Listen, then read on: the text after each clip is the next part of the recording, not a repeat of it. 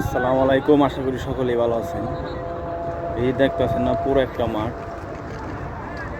পুরা মাঠে মনে করেন এনে গাড়ি পার্কিং করে থুয়ে দেয়, শত শত গাড়ি। এগুলো দেখাইতেছি,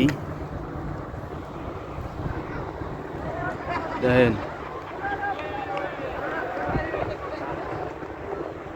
অনেক অনেক গাড়ি, অনেক গাড়ি এখানে পার্কিং করে থুয়ে দেওয়া হয়। যদি গঞ্জে বলে একটা আঁচড় লাগে, তাও লাগে না। আর বাংলাদেশে শুনতেছি যে নায়ক নায়িকা গো নাকি গাড়ির লুকিং গ্লাস বিভিন্ন পার্ট খুলে নিয়ে গেতেছে কেন, বুঝতেছি না কাহিনী। কত বড় মাঠ এটা, ফুল মনে করেন আমাদের গাড়ি পার্কিং করে থুয়ে দেয়। এখানে কোনো একটা আঁচড়ও লাগে না গাড়ির শরীরে,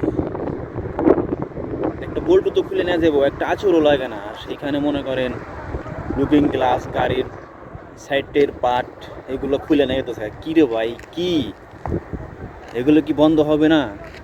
মানুষ কি সুখে শান্তিতে থাকতে পারবে না? বুঝতে পারতেছি না তো। এগুলো অচিরেই বন্ধ করতে হবে। এখানে দামি দামি গাড়ি দেখেন, এখানে দামি দামি গাড়ি পার্কিং করে দিয়ে যেতেছে।